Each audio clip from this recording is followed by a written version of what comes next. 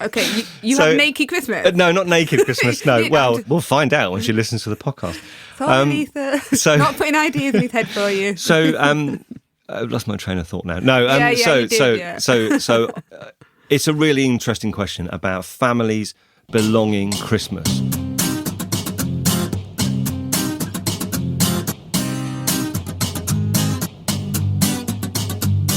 Welcome to episode 96 of Sharppodcast, the personal growth podcast from SON Development, where we help you get better at the things you have to do so you can spend more time on the things you want to do. Firstly, I hope you've been enjoying the Free Fast 3 podcast that we've been putting out fortnightly. But it has been a while since I've given you a full episode. So I thought, as it's the holiday season, it might be nice to give you something a bit longer to listen to. And what better than a chat with my friend and host of the How to Belong podcast, Naomi Lloyd. So if you don't know, back in spring of this year, 2024, I started working with Naomi to help her produce and launch a podcast. And that podcast became How to Belong. And we talked on her first episode about what the podcast is and what Naomi's plans were for the future. So it made sense to come full circle and to catch up again and find out about how Naomi's podcast is going. Well, that was the plan. What actually happened was a much deeper conversation about a whole range of subjects linked to belonging. We talked about family, children, divorce, Christmas, gender, the ups and downs of a blended family, and eventually podcasts. So whether you're looking for respite from too many mince pies, you're needing to escape your family, or you're on your way to work, or any time you've got some downtime this holiday season, we really think you'll enjoy this conversation between Naomi and me. I'll put the links to the How to Belong podcast and a few other bits in the show notes, but let's crack on and join us in the studio where Naomi and I are revisiting that first recording experience that we had together.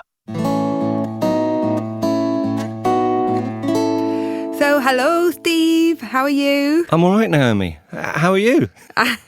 I'm very happy to be recording this with you because it feels full circle. It was so scary that first time we got together. Do you remember the Elizabeth Foundation? Yeah, I wasn't scared. You weren't scared. You were loving it. You were in expert mode and just watching it all. I loved it. I loved it. Well, I did love it, but I was so self-conscious of my voice and should I be doing this? Do you remember having that conversation all the way back then? And now you can't shut me up now. You are certainly not as self-conscious of your voice in a good way as you were back then. I think you've got a real balanced tone to your voice now, and you've got used to being in front of the mic, and that's what makes a difference, and talking to different people. So that's it, and technology as well. I mean, I've had a few techno hiccups along the way because it doesn't always go to plan, but like all these ventures in life, if you thought about it too much, you'd probably never do it. It's like when I first decided I wanted to write a book, in fact, definitely, but I've known how difficult that would be. I never would have embarked on it. I just known how long it would take. And it's the same with a podcast. Yeah. I applied the same thinking that if I thought about it too much, I wouldn't do it. Right. And I'm really glad that I met you that day for coffee and then we went on to do it because it's been really enriching. Yeah. And things like the fact that I've got used to hearing my voice, and that's a really important thing. It brings a lot of value to you as a person, I think, being able. Everybody always says, I hate the sound of my voice. We always say that, don't we? And to be able to, say, I don't mind it now. That because your voice is so important. It's, you're walking around with talking to people all the time. So actually listening back to yourself is really, really therapeutic. See, it's interesting because I distinctly remember in those early days. How challenging you thought it was going to be. It kind of felt like this was a major undertaking. And I remember, because we recorded a couple of times, didn't we, in two different places in the Elizabeth Foundation.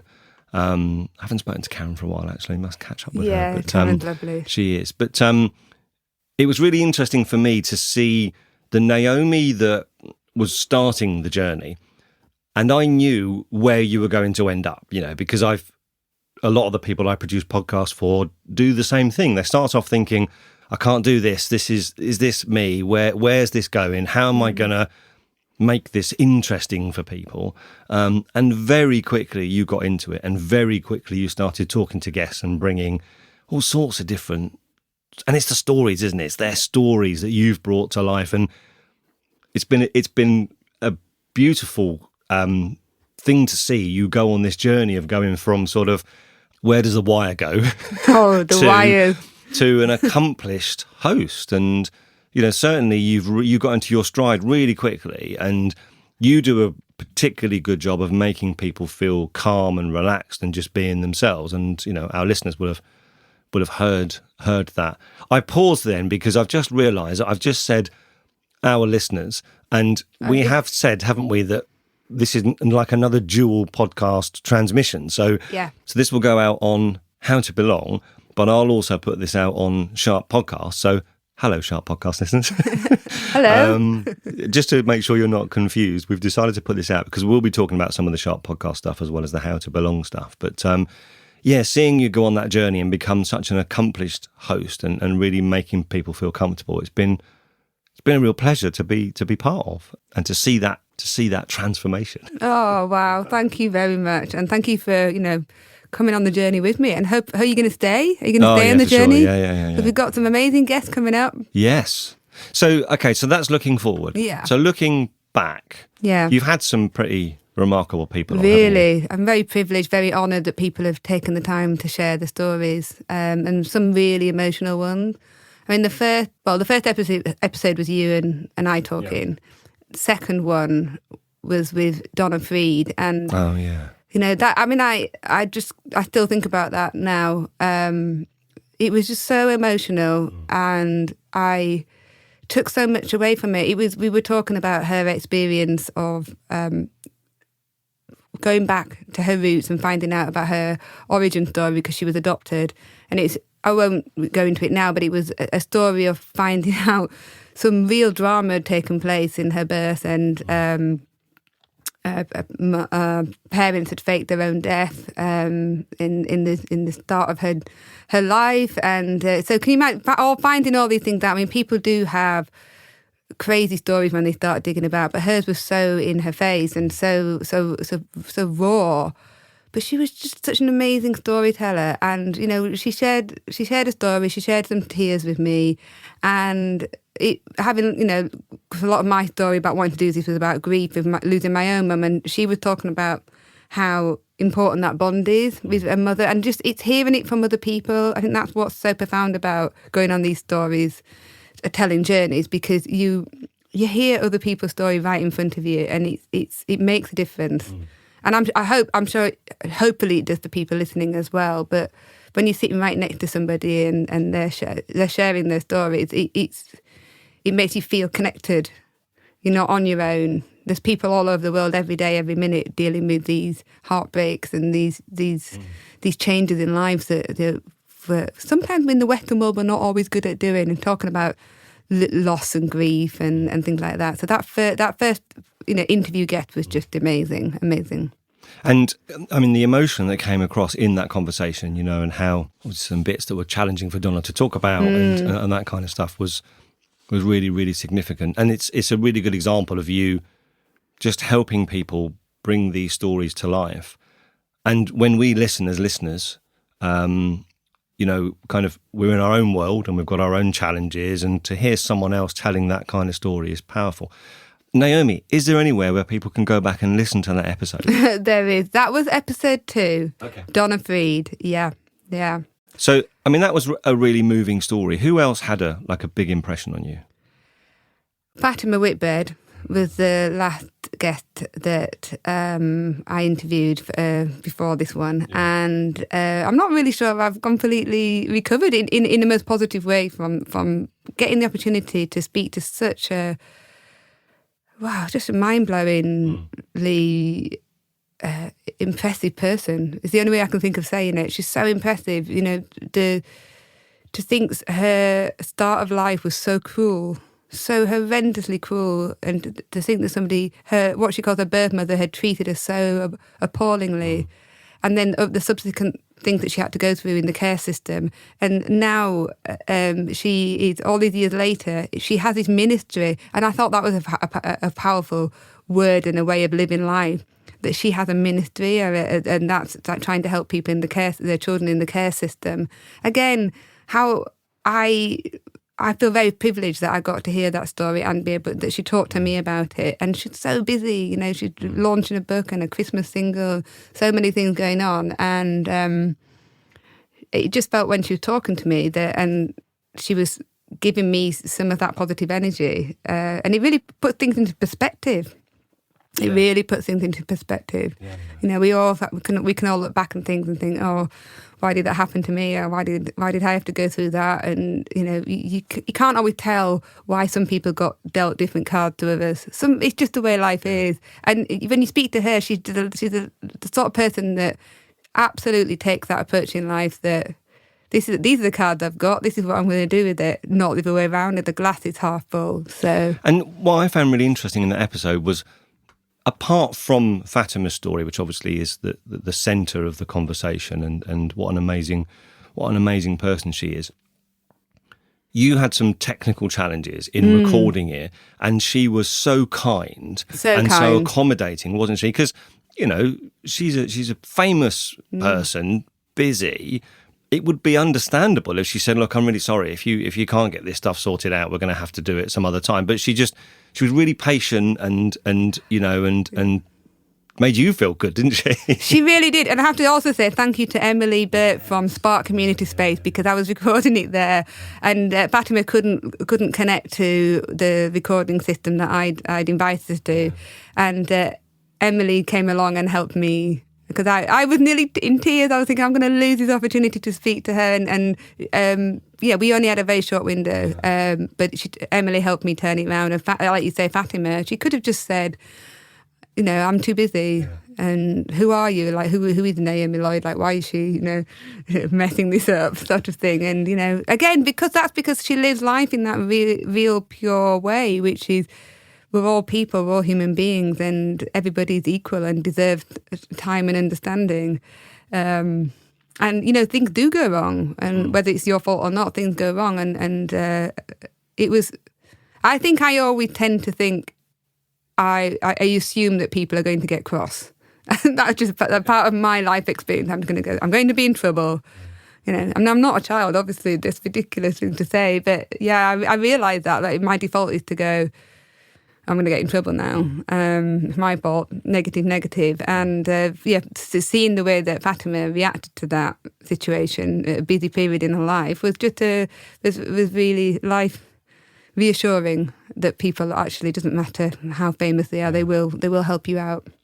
And the other thing that, if I remember rightly, she even took the time at the end to name your mum-in-law's.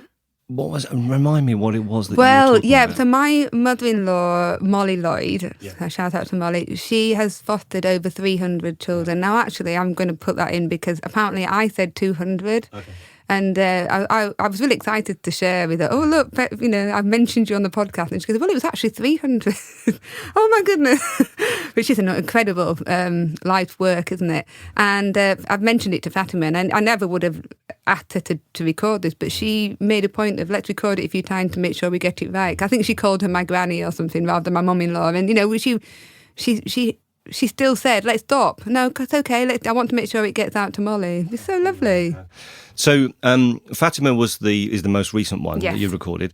The second one that wasn't with me was with Clemens, wasn't it? Oh, yes. And if I remember rightly, at the start of you putting this together, your focus was on diamonds and you know, how diamonds are formed by pressure and that connection with finding your place and belonging. And Clemens just came along as like this perfect storm of experience and so on that could talk about that subject, but in a really interesting way. Yeah, that was actually one of the most listened episodes. Wow. Yeah, which is really interesting. And it wasn't a really long episode.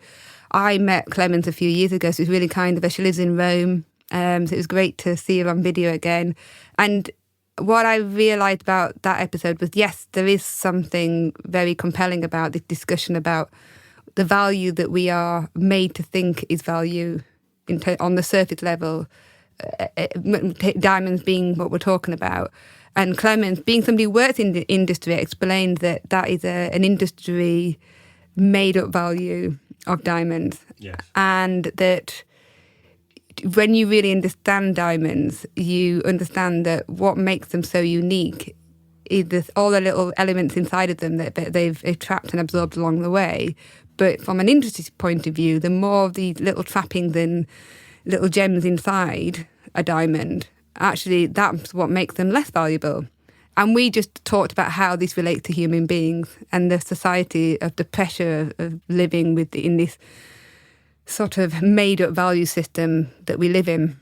You know, what is perfect? And it's often not it's not uniqueness. It's usually this society constructed idea of a perfection. And I've had this conversation before with Clemens, and we've discussed it over the years, but I haven't done it for a while. So then having that conversation again, I came away really, really happy. It's very, very interesting to hear somebody in the industry talking that way, and it's unusual. But also for those of us not in the industry, this idea that the average person perhaps thinks that diamonds are held up as a thing of perfection, and the whole irony is that it's their imperfections that make them unique, and how that idea supported your journey about belonging and people holding themselves to standards that other people have decided what they are. Yeah. And actually, the beauty is when people let go of that and say, I don't need to meet your standards. I'm my own person, which then brings us on to Jodie, because you then had that conversation with Jodie, didn't you, about her conflict of meeting what she thought other people thought she should be. Yeah. And she was really open, wasn't she? Jodie was incredible. The Jodie Goodchild was, I think that would be episode 4. And Jodie explained that she didn't really start living her life properly until she was 19. So she almost feels like that first 19 years wasn't really a full life at all, because she wasn't living as she should be as somebody who is a lesbian. And all the teenage year experiences of thinking, there's something wrong with me, I'm not normal. Because like you say, that's what it was, her perception, understandably, back in the 90s of what should be normal.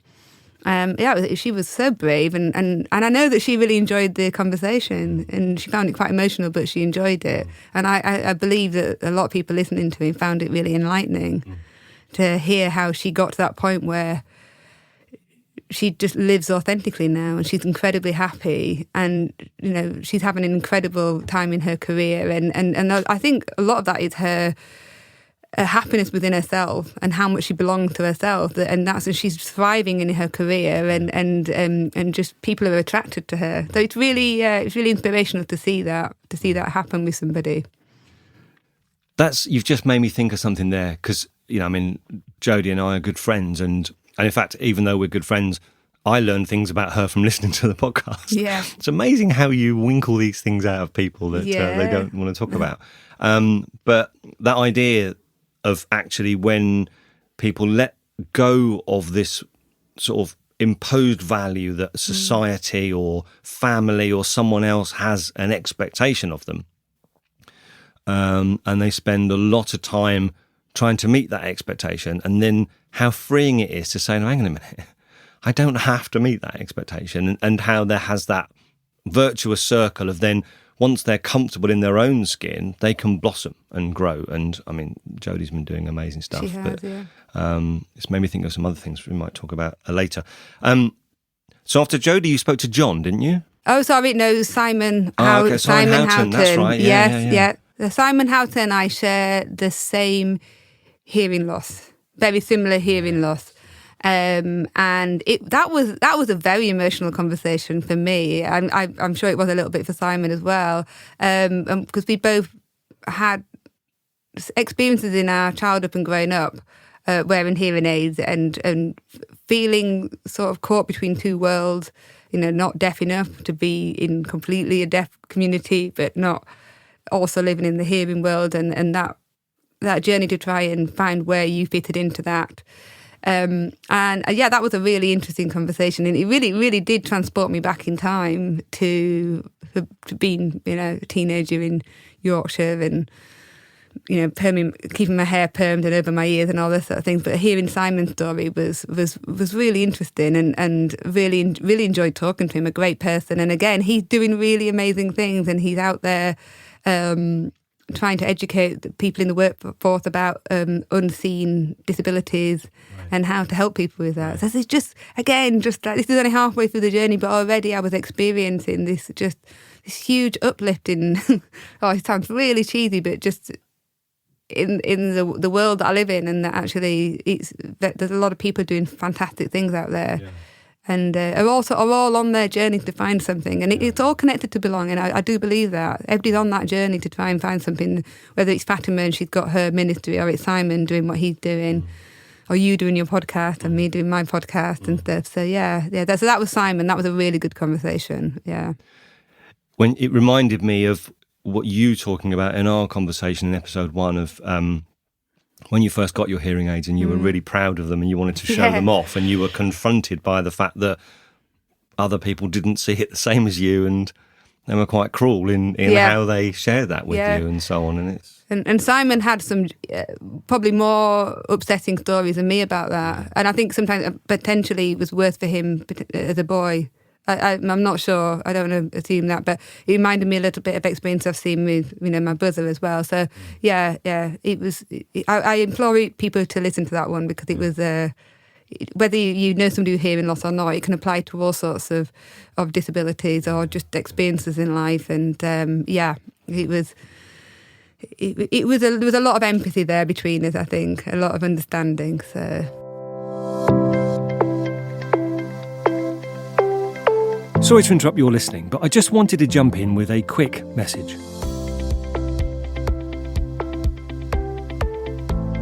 If you've listened to Sharp Podcast for a few years, you might be wondering why we've been mentioning SON Development and what that's all about. Are they a sponsor? Is it a house building company? Well, no. You see, we've been making Sharp Podcasts since 2017, and it's always been our aim to give you free resource that helps you get better at the things that matter to you, and we're not planning to change that. But SON Development is the training company that I founded in 2021 to help organisations, teams and individuals improve performance and make a real difference to their working lives. We run workshops, we do consultation, and we provide digital resource about leadership, coaching, sales, customer service, planning and prioritisation, and loads more stuff. So if you're a business or a team leader and you're frustrated that your training isn't making a real difference, give us a shout.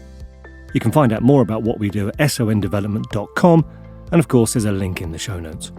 But if you prefer to get your development free of charge with Sharp Podcast, would you do us a favour and just make a quick note now to share this episode or any that you really like with your friends, family, colleagues, anyone who you think it could help. We'd really appreciate it. End of interruption, back to the episode.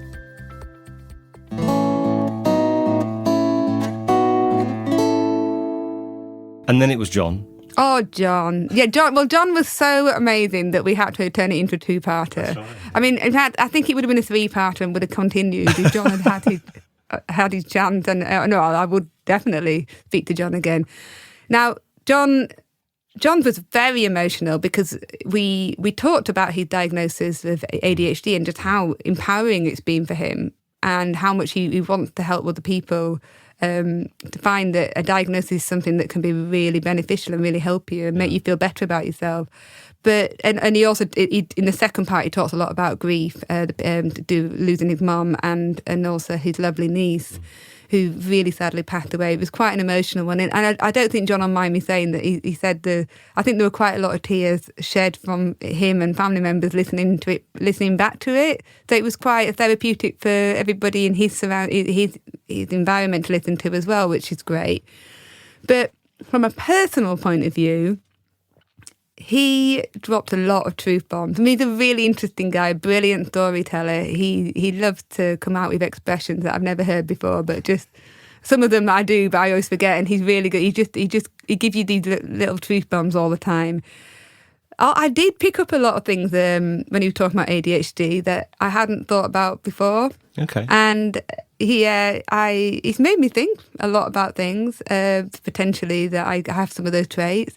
Explained a lot about people that like to do lots of different things, wear lots of hats. That's a very common trait. But at the same time, I'm also keen to say, don't want to just put people in boxes all the time. But having these conversations is very, very helpful, because then you go, okay, well, I'll look into that. That might explain things. That might be helpful. What do you think? Well, I'm just thinking about what you said about putting people into boxes. And I think that one of the things that becomes apparent when you start to talk to people who've had their challenges with, whether it's gender, sexuality, other diversity issues, it's only a problem when that characteristic is being compared to someone else's expectation. That's where the problem lies every time. So whether it's someone whose sexuality isn't the same as what they think society thinks they should be, or what their parents think they should be, if it's someone whose the way their brain works isn't the same as what society says is the norm, whether it's someone whose parenting or whose experience as a child is different, it's always this. I personally think the root of all evil at the moment is the categorization, is the putting people in boxes, because it's simple and it's easy to do. It's easy to say that's normal, and then anything else that isn't the same as that is not normal. And in my Neanderthal mind, I can that works for me. But the problem is, the reason why it's easy is because it doesn't require people to talk to people and find out and understand what that really means. And the reality is, there's 7-8 billion people in the world. There are 7 or 8 billion different stories. There are 7 or 8 billion different kinds of experience. And, the stuff we've been through with Andrew and Eve around becoming comfortable in their own skin, about their gender and that kind of stuff, ultimately they've blossomed when they've realised that actually I am who I am, and I care less now about what other people expect of me, but are still confronted on an almost daily basis with that mentality of, you don't match my expectations, you don't fit the box, you're not the same. So for the listeners of How to Belong, Andrew and Eve, can you just give a little insight? Yeah, into what so you mean? Andrew's my sibling, and Andrew is non-binary. Right. So I have to be careful here because I'm not speaking on their behalf, but my understanding is that they don't like to be identified as a particular gender. Right. They are married and have a child that became part of their family because of a loss in their family. Andrew is a stand-up comedian, thrash punk, metal musician. I mean, full-on energy. You think, I've got some get up and go. They make me look like a wallflower. And some of that has come out of, over the last sort of 15 years, coming to terms with who they really are, right, and challenging society's norms and saying, well, there is a difference between sex and gender, and we can get into that whole debate. But actually educating people to say that because you look at me and you make a decision about what you think I am, I'd like you, please, to afford me the respect to find out whether I am the same as what you think I am, because it might be I'm different. And this is, in a lot of the workshops I do now, we often start off identifying people's pronouns, because for a large number of people, their pronoun is not something that's an issue for them. It's in line with how they present and they're comfortable with it. For a number of people, they like to be known by a different pronoun. So I personally think it's appropriate to ask everybody what pronoun they'd like to be known by, in the same way as you ask everybody what name you'd like to call them. On my birth certificate, my name is Stephen. Everyone calls me Steve. If you decided that you were going to call me Stephen because that's my actual name and it conforms with what my original name is, eventually that's going to get on my nerves. Yeah, it's gonna annoy you. and so I see gender as the same thing. I'd prefer you to call me they, them, or I'd prefer you to call me he or she, or what other option. It isn't a big ask. It's not. You're not really experiencing any difficulty by just referring to someone with a different gender to what you might automatically presume they have. And it's very interesting that people get so frustrated that people aren't. And to me, it comes back to conforming. They're not conforming. He looks like a bloke, so I should call him he. And my brain doesn't compute when they're saying to me, can you call me they, them, or can you call me she? And the other thing I've learned, so Eve, my daughter, she's trans, and the journey we've been on with her over the last few years, I've learned so much about this world and so much about the level of complexity that actually exists. We like things to be simple. As humans, we like things to be neat and tidy, and we know where they are. Many of us do. And actually, it's quite time-consuming to ask someone to talk about themselves and to understand a bit more about their values and what matters to them and so on. It's easier to categorise them as a gender or a political alliance or whatever category you want to choose. And, as humans, we're pattern matching animals. Our brains automatically, there's a pattern. You fit this pattern. And I didn't know until Eve went on the journey she's been on that actually the idea of gender as opposed to a sex, it is literally non-binary. That actually, you might have someone who was born as a male, they prefer to be referred to as a female. They present as fairly androgynous. They're not very feminine in their presentation. Hoodie, jeans, trainers, standard uniform of teenage kids. Well, that's it. It is a uniform. Yeah. And then you might have someone else who was born male, but they're much more feminine, and they're in a different place to how they present and so on. And it's realising that the only way you're ever going to know is to ask, really, to ask people what they prefer to be called. Again, it's not a big ask, I don't think. No, but not at all. I think really interesting what you said before about, we putting people in boxes, and it kind of, I don't know why, but it came to me then, the idea of all these diamonds in boxes that reach the grade, the ones that reach that value system, and they get to be presented and sparkly, and because they're in that box and it's fine. But the ones that are a little bit different, a bit unique, and again, it might sound as though I've gone on a completely different tangent, but it's more from the point of view that it's a value system that's just been constructed, rather than looking at everything as unique and that's been on a journey. It's artificial. Yes, it is. Yeah, and I think that's what can be really make it so difficult sometimes for people just to find their way in the world, because there's just so many obstacles. There's so many obstacles, whether that's other people's views, other people's perception. I heard somebody the other day, and I think this will make you really cross, and I was a bit shocked because with me, I didn't have a clue what was what this person was alluding to, because I tend to sort of live in this sort of make-believe la-la land rather than, I was genuinely confused and in the dark. And so somebody made this comment about, but we haven't got a load of alphabet people here, have we? Do you know what that means? I didn't have a clue. So and because people were laughing, I kind of laughed along. I did that thing which you're not meant to do, and then I kind of did. I went, sorry, I don't actually know what does that mean. What does alphabet people mean? And then I realised it was the LGBT. Yeah, I'm quite happily a bit behind on that type of thing, catching up with people's whatever. Does that make you cross, that kind of comment? So my response to that would be, it depends. I'd like to understand why that person said that, because it might be a misunderstanding. It might be that they genuinely don't understand the subject. So again, in order to make their life easier, they categorise people in one as other. Let's hope we haven't got alphabet people here, because what they're effectively saying is that makes my life difficult. Makes things a bit confusing for me.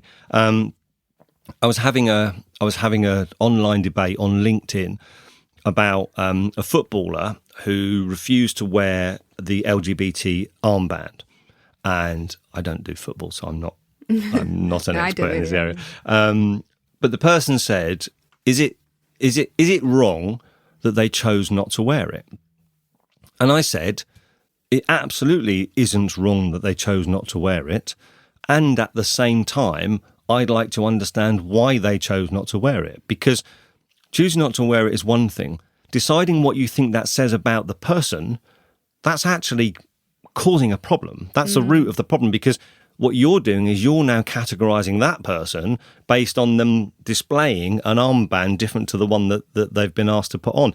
So we're putting them in another box by saying, they're difficult, they don't like these values and so on. We don't know. Until we talk to them, we don't know. And I love that. That's so true, Steve. That is so true. It's too. You're right. You can sit there on your moral high ground immediately in a situation like that, and you actually don't know what the other side of the fence is, do you? And then actually, you're right. Everybody's just boxing each other left, right, and centre. Wow. So I always find out something new from you. This is really interesting. I've derailed the conversation, though. That's well, I feel like, can I just mention one more guest, because I would hate not to do. So Hannah Roper Hannah Roper is the organiser of the Country Music Festival, and she told her story of finding country music as her place of belonging, in terms of, that was the music where she belonged, and how music communities can make you feel like you fit in somewhere according to what they wear and how they talk about things. She also had a really emotional journey overcoming domestic abuse. So that was really, really generous of her to share that. From my point of view, I was in my element because I think I mentioned before, I love country music. And but one question I asked her, which I hadn't planned to do, was if she could have written a song, because she's a country singer as well, if she could have written a song herself, is there one that she would have wished she could have written, or one that really spoke to her? And she told me a song that I hadn't heard before, and it was so amazing, because that was a song that spoke to me 100% about the house that built me. It's called by Miranda Lambert, and I had that almost like exact experience after my mum died. That I went back to the house where I grew up. And listen to the song if you're open to that kind of music, because it's beautiful. And it's probably, I can't believe I've never heard that song before, but it made me feel so peaceful. That was a song that lots of people have listened to, and that we all feel that way. Sometimes we want to go back to our reference point where we felt comfortable and we felt security and we felt ultimate belonging. And I think the childhood homes are so special, not to everybody, but to a lot of us.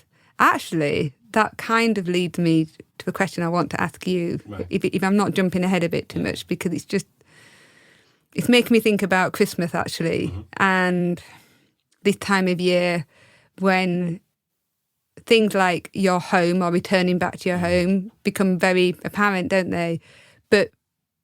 And it can be lovely if you've got a childhood home to go back to.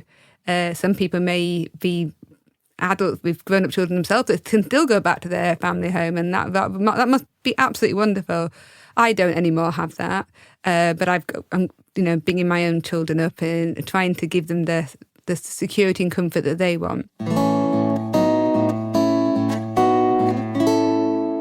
Now, you, Steve, your personal story there is different to mine. You're remarried and have a lovely stepson living at home with you, and your children come back and forth to visit you. So you've got that blended family experience. What's Christmas like for you? How have you found that over years? Because it can be quite hard for people at this time of year. Would you agree? Definitely agree. It's an interesting question, because just listening to you talking to there about your childhood home and thinking about your childhood home. As an adult, I've moved 16 times in my adult life. So that's quite a lot, isn't it? Yeah, as soon as I left, as a kid, we went from Portsmouth to went to Hong Kong with my dad for a couple of years, and then back to Portsmouth again, and then up to South London. But then as soon as I left home, I don't think I stayed anywhere for like more than 2 or 3 years. And I've never, as an adult, I've never really had a sense of home and a sense of belonging to home. And when I look back on my childhood, I mean, we moved when I was 12, so the first 12 years were here, which is ironic, really, because I've ended up here, where we live, is like 10 minutes drive away from where I was born as a kid. Yeah, so I ended up all the way up via Scotland and so on and came back again. So to answer the question, part of me thinks, well, my perception and my experience of childhood home might be different to some people's. So therefore, how could I identify what I think our kids' childhood home, whether that was right, wrong, good, bad, and certainly when me and the kid's mum separated, it was horrible. It was awful. It was Were they little then? Or? Yeah. So they were young, and it was a very difficult time, and we kind of got into a routine of where I would drive up on a Friday night. I'd drive from here in Portsmouth up to Essex, collect the 2 kids, bring them down here. Then on a Sunday, I'd take them back. So I'd do that same journey every other week. And I did that for 10 years.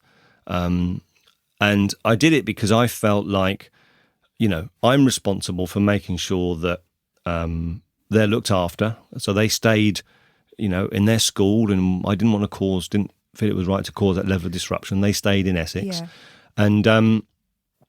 And I saw myself as the one who was responsible for doing the journey up and down and bringing them up and down and so on. And in the early days, it was quite traumatic. And then as we got into, well, what does Christmas look like, for example?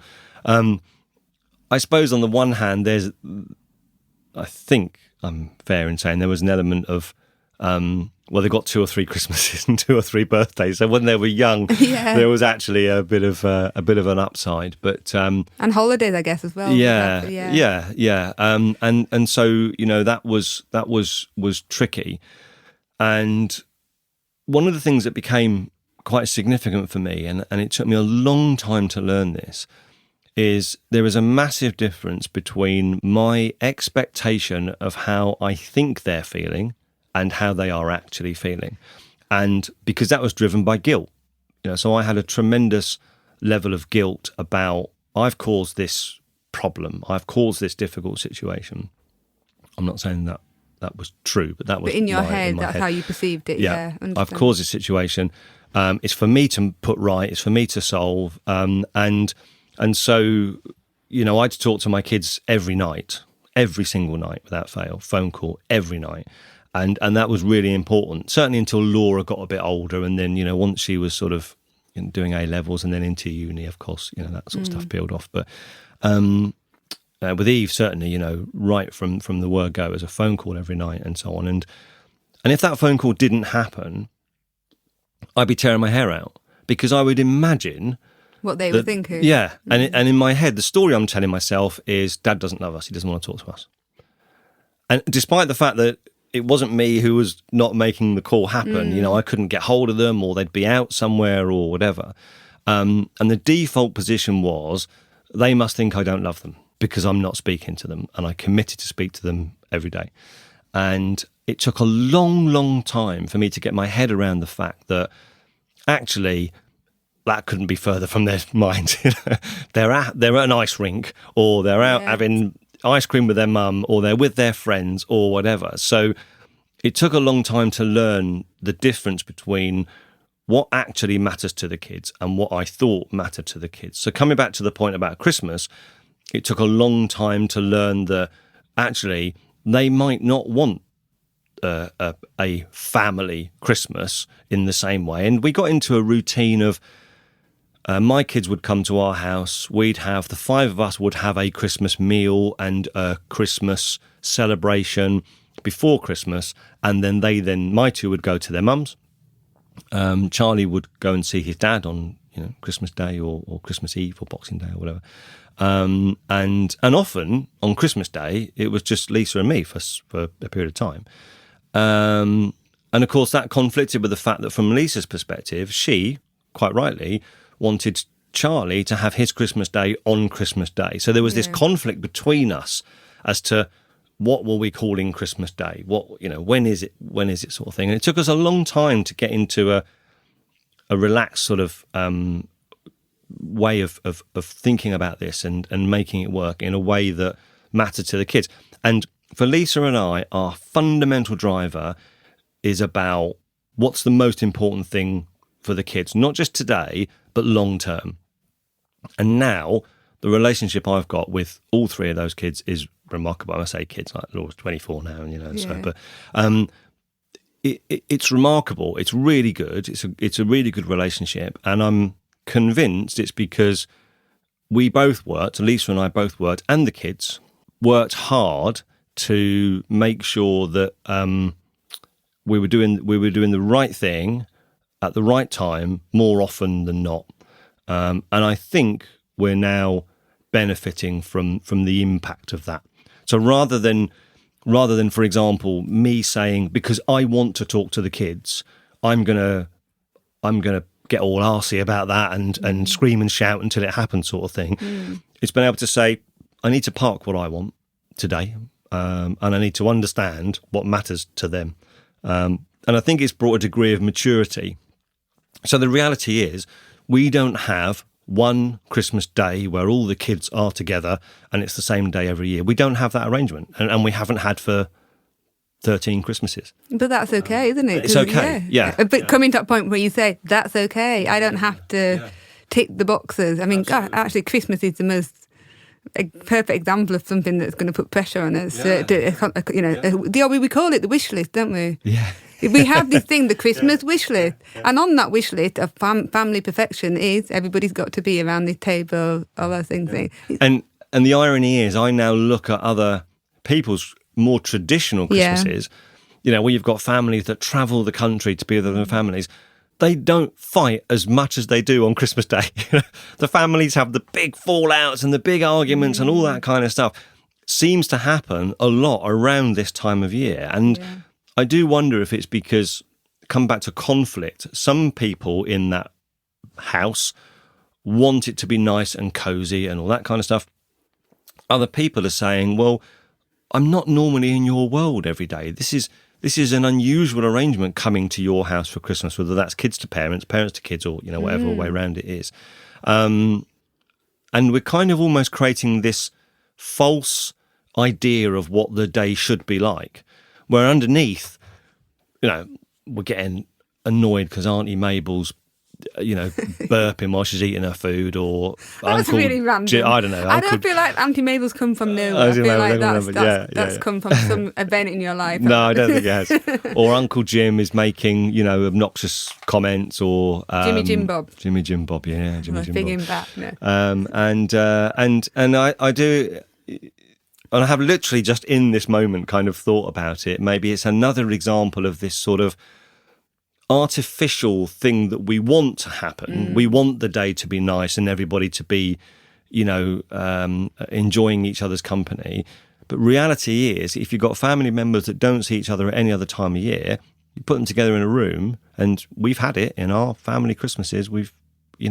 People have come to blows because there is a conflict. There's a conflict that doesn't normally have that friction, because they're not normally sort of butting up against each other. Do you think that some of the conflict comes from this feeling of security that you may have had when you were a child around Christmas time, and then as an adult when you're forced into, say, your partner's family, or to go to a different house, that they're doing that day, or the tradition, they're playing out differently to how you did it as a child. And because it's so important to you, and you probably don't even recognise it as an adult, because it reaches through time to a place when you felt, not everybody does, but I'm going to make a generalisation, when you felt very secure and safe and you felt like this was special.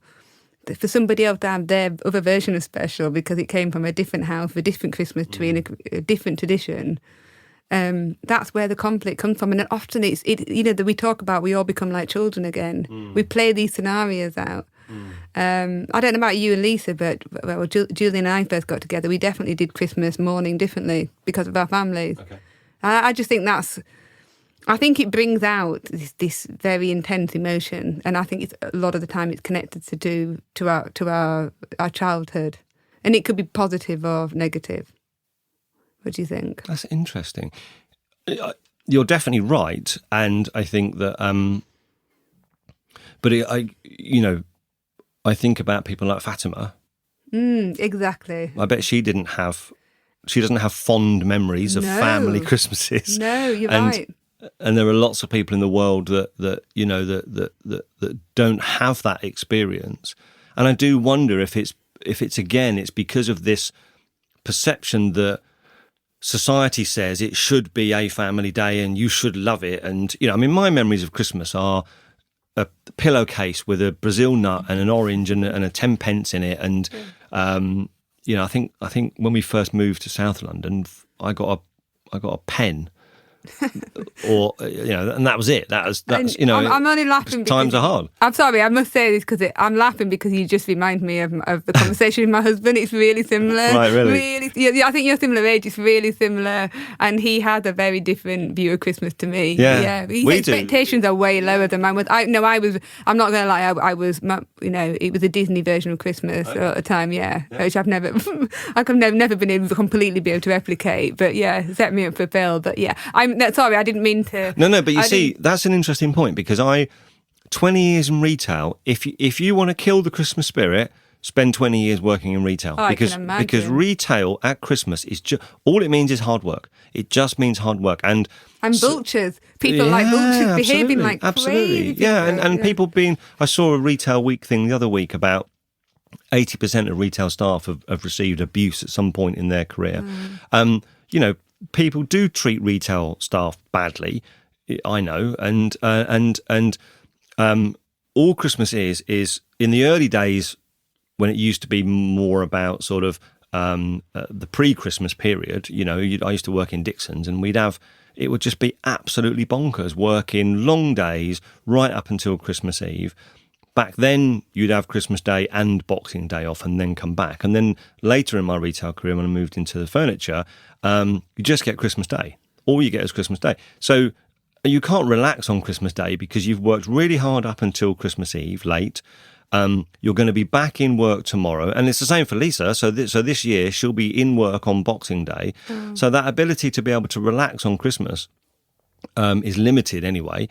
And I think children are significant in terms of how people feel about it. Because for me, I was never a fan of Christmas myself, but of course I loved the fact that the kids loved Christmas, and so you do it for the kids and so on. So I kind of grew to love the idea of the kids being happy and it being a time of wanting to make them happy and that kind of stuff. But again, you talk about this Disney idea of what Christmas was like, and then you look at like the amount of stuff that gets purchased and the amount of consumption that takes place. And again, I'd ask the question: Is that right? Is that what Christmas should be? God, we've got very deep here all of a sudden. We have, no, because it's a big subject, and we probably need to be another episode. But it is a big subject. I mean, I'm going to put my hands up and say I'm very conscious of the fact that I'm guilty of that. I'm guilty of wanting to even when my children are now that much older, to have lots of presents under the tree, which is silly. But I don't think the words guilty and silly are the right. I don't think. Well, I think you're being hard on yourself. But thank you. I think it's what many people do. Look, so this you're not is alone. You're sitting opposite somebody who was seriously considering taking their dog to the Santa Paws grotto. Okay. I'm not doing it, don't worry. But you're just looking at me very blankly right now. I'm not. You are, Steve. You are, and I totally don't blame you. I saw it advertised, and for a moment, I just felt really sad, silly and sad. I'm going to put silly in again because my children are too old to go, like far too old to go to Santa's grotto, and I kind of missed it. And then there was an opportunity to take my dog to a grotto. I haven't got a problem with that. I think that's a great thing to do. We're not doing it. So you and your dog will be very happy. I will put some Santa's ears on her. I will give her a bone myself. Okay, there we go. Moving on. But I do, and I guess maybe if we're thinking about belonging, thinking about do families belong together at Christmas? I think the answer again is it depends. We lost my dad last Christmas, so that time of year. Thank you. That time of year now has a different flavour. Yeah. Because what was going on was pretty challenging. So I think it depends on what your experience is. I think it depends on what your expectations are. But I think what's consistent is it's a minefield. It's fraught with danger because knowing what people want and what do they want to eat and drink and are we all going to wear the same colour outfits or so David, my brother, he and I are very different on Christmas. He will be suited, booted, suit, jacket, tie. It's an absolute dressing up occasion. And I respect the fact that for him, that's and his side of the family, that's important. That's their Christmas. I'm like, literally, you've got to drag me kicking and screaming into any kind of clothes.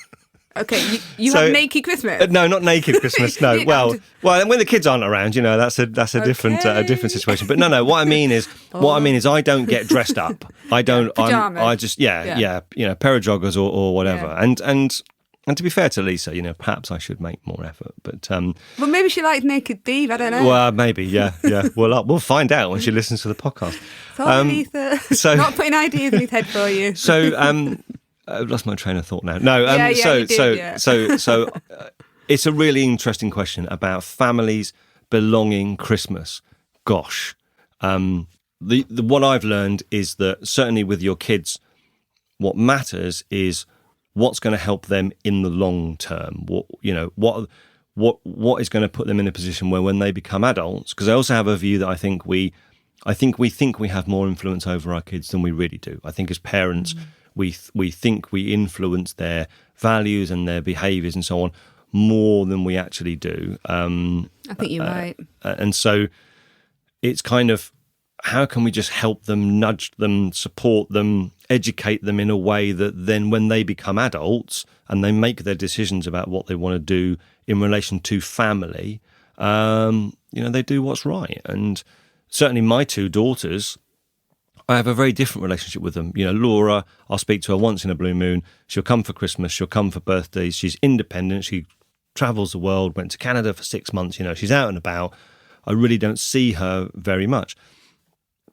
Eve is down the road in Southampton. I speak to her at least twice a week. I see her regularly. So even with my own children from the same marriage, if you like, where they came from, I have very different relationships with the two of them. It's not kind of homogenized into cookie cutter. It's always the same sort of thing. Which is a good thing for us to recognise, because you watch these Christmas movies. We were talking about Christmas movies before we started this, including Die Hard, which is a Christmas movie. I have never seen Die Hard because it happens at Christmas in a building at Christmas time at a Christmas party. Yeah, but it's got mean things happening. We don't want mean things happening. We want magic.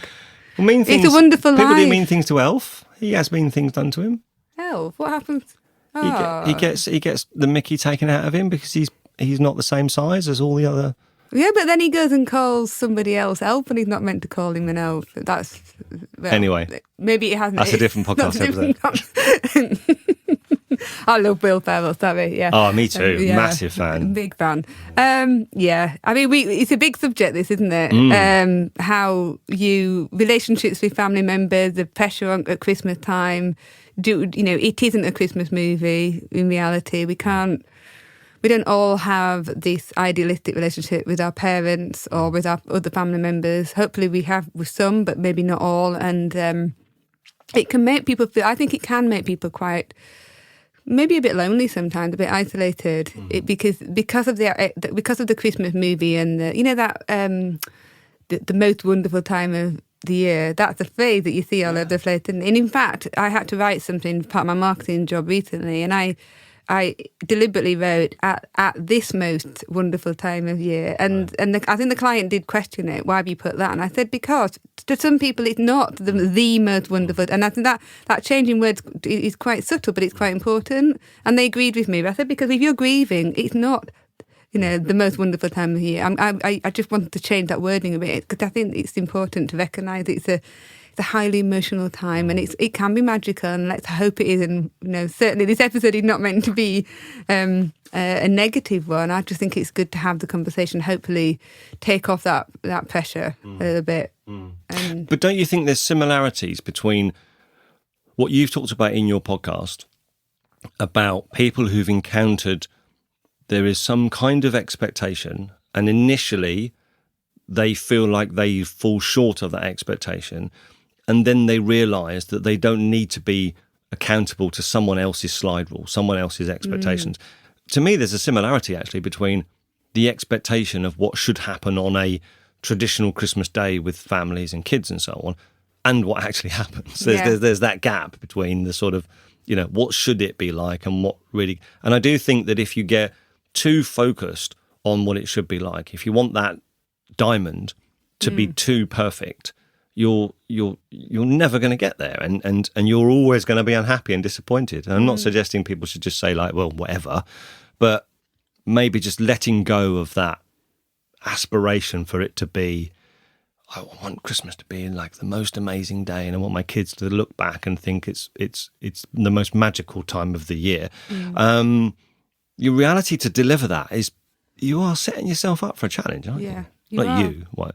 I absolutely agree. I think it's a very good parallel to draw because we talked about it so much about from the day you're born you're meant to fit into something. You meant and then you were talking about kids' uniform, the teenage uniform. Well, I remember that with my boys. There was a definite stage when it was the hoodies and it was that, and then actually now they've finally got to a point where they're 18 and 19 that they're really unique and individual with how they do things. And very different to each other, and they're not following perfect a gang or a fad or whatever else. And that's the journey that we're always on constantly in life to try, and we'll go round and round in circles, probably sometimes repeating that pattern, and sometimes going, nope, I remember I'm not meant to do that. I'm meant to follow my own path, but Christmas draws us back in every time. So you know it, and you probably learnt it somewhere in your teens. Actually, no, I don't need to fit in. I'm going to do my own thing, and then you lose it again. You join a different office and it becomes so much pressure, or you might have a different relationship and that family's got a certain way and you've got to fit in there, and then you go, nope, not doing that again. I'm going to go back to being who I am again. And it's a constant. Maybe some people it isn't. Maybe some people are really good at staying on path. Christmas is an easy one to throw you off path, I think. But it's interesting to think about, and going back to where we were talking before about how to belong and the people you've spoken to and the people that you've had on, and those parallels between expectations and reality, and the problem being in the gap. Mind the gap. Mind the gap. So, podcasts, what's happening with How to Belong next year then? Where are you going with that? Yes, I've already recorded quite a few of the episodes. I recorded a lovely one this morning. It's keeping pretty much the same format. I would say that some of the interviews or some of the guests that I've got coming on this next season are people that not necessarily are on that hero story arc, but more that they've got a certain level of expertise that they can bring to the table. Right. So we've got therapists and coaches. We've got an award-winning best-selling author who is such an erudite, and I wish the conversation could have been longer because I could have spoken to her forever, and I'm really excited, but we've got to wait for that one a bit later in the year to actually come out. And we're going to be talking about friendship and belonging. We're going to talk about, I've got an incredible member of the UN nation, peacekeeping, talk about conflict and how we deal with that. Yeah, lots of things coming ahead. I'm really looking forward to it. Exciting stuff. What about you? Good question.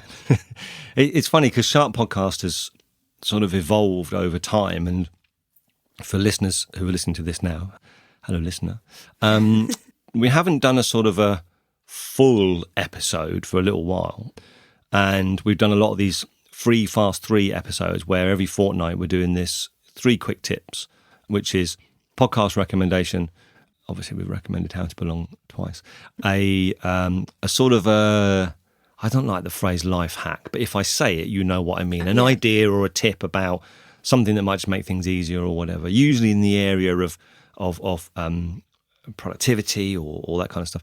And then something about training, because that's my experience, that's my bag. And I realise a lot of people that listen to the podcast informally get involved in some kind of training, even if it's just showing someone how to do something. So it's kind of how you can incorporate things in those conversations that help. So a podcast recommendation, a life idea, and a training thing.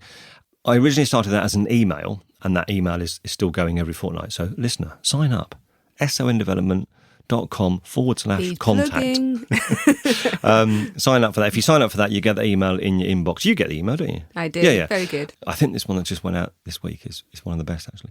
But then I decided to say, okay, well, what I'll do is I'll speak that email out loud and I'll record it as a podcast. And again, that's kind of evolved into this 5-minute, very quick conversation, which then begs the question, well, what are we doing with Sharp Podcast in terms of those bigger episodes and the guests? And also, because SON Development, my business, where I do the kind of skills development and the training and that kind of stuff, and the podcast production, the video production, and Sharp Podcasts have kind of joined forces. So I talk about SON Development quite a lot in the podcast. Being clear about how I can support those two maybe slightly different audiences is where my challenge has been. So I think certainly as we go into next year, it'll be a mix. So this episode will go out as an episode, and there'll still be the Fast 3. I've got a couple of people lined up who have said they want to come on. One I'm very excited about, which we were talking before we started recording about, breath work and cold showers.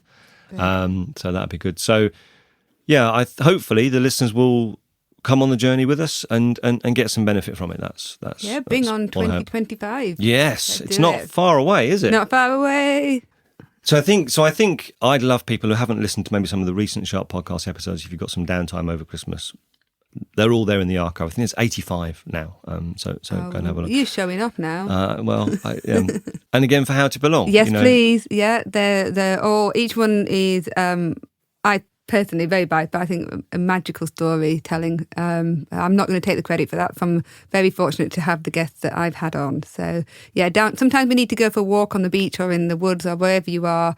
That's how I like to listen to my podcast. Or even if you're hoovering up, if you can turn your headphones up loud enough to listen to it, it can be a really good thing to do to give yourself some time away and reflect.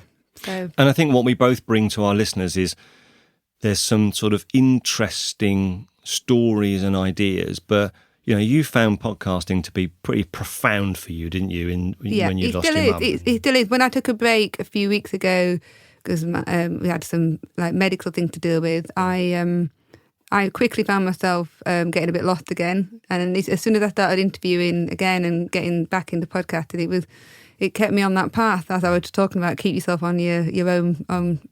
Belonging path, and that's really cheesy, but I like it. So, dear listeners, carry on listening. Yes. Subscribe, tell your friends, share, like, subscribe, all that stuff. Review, yeah. Review, yeah. Yeah, it'd be great. And I'd just like to say thank you for listening. Thank you to you, Steve, for being so supportive. And I'm looking forward to the journey continuing with you. And I just hope everybody has a lovely Christmas and we all feel happy as we can be. Yeah, 100%. Whatever Christmas is like for you, or the holiday season, whatever you call it, I hope you have the best one you can. Yeah. And we'll see you next year. See you next year.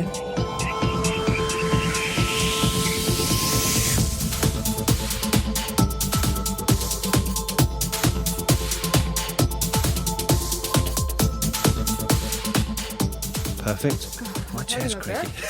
That was you said it, you went silent just when I was about to... Breathe in, breathe out. Breath work session.